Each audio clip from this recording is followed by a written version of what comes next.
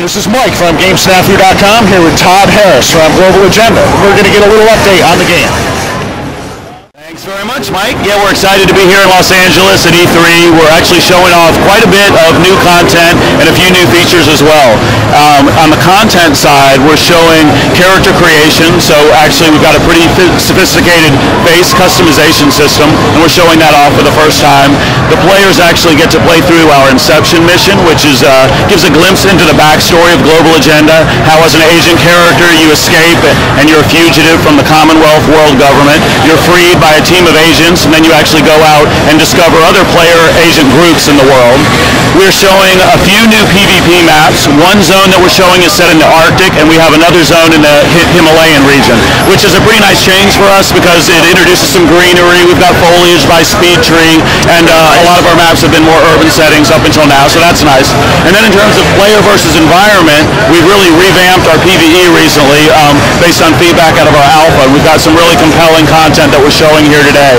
The player can go solo or join with up to 3 other players and play co-op against Commonwealth and fight androids, do some mini boss battles, and there's a really epic old school style boss battle at the end. So all that content's new, and on the feature side, probably the most interesting for players here is getting a taste of the skill system.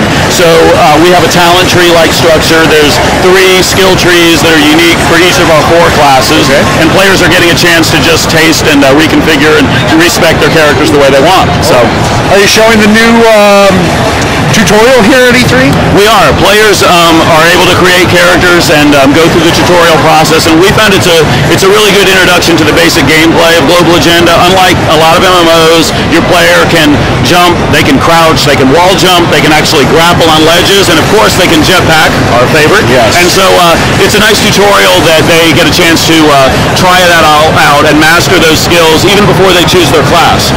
So they go through that process, they can choose a class, and then another thing that we're showing is Dome City, a social area for us.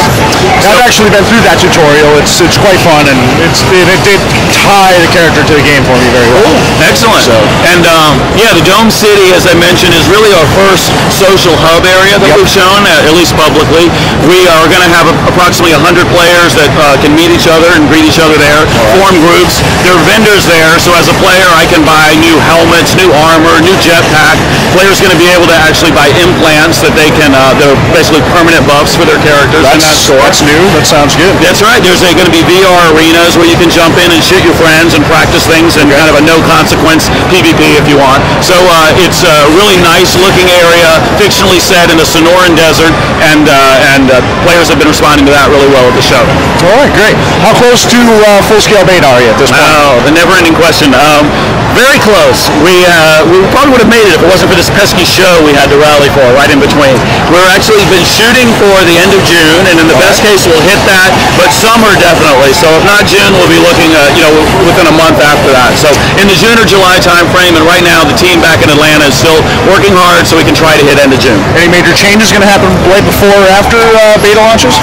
Well, we change almost every day because we play the game every day, and so we do slight little tweaks to keep it fun along the way. And we do have a very active alpha community, as you know, and we listen a lot to that feedback. So that'll only continue in beta. I mean, for us, the biggest feature set that we're looking to introduce before we start beta is the campaign, which is the persistent territory control between player-created groups that we call agencies. That's the feature set we're really looking to finish off this month and take into beta.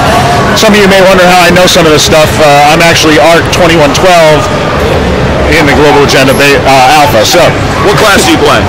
I usually play the engineer class, the robotics guy. I love that class. It's quite fun. So, let's see, what else do we have? Have you decided on the max number of players per map yet? Yes. Well, today we've been testing 8 to 12 per map, and of course, within the campaign, we have the idea of linking together multiple instances into a bigger encounter, so that if an agency is doing a raid, we might actually have 60 players, but those 60 players are 6 different teams, all within different maps. That number continues to test very, very well for us. We've done experiments which we've had as much as 20 players in a map. The tech held up just fine, but it was really too spammy. enemy. So all of our weapon distances, map spaces have been built around that 8 to 12 number, and that continues to feel really, really good. You have to balance that map size versus number of players. Exactly right. In order for it to work properly. That's right. For us, it's really about getting the player to the action quickly, and even after death, while there's a small respawn timer, the player wants to get back into the action quickly, and having the team size be small enough so that your contribution really matters. And so that 8 to 12 number per map continues to work really, really well for us. And not too many people squawking in the voice chat is pleasant. That's exactly right. And you can always mute the ones that are blabbing a little too much. True.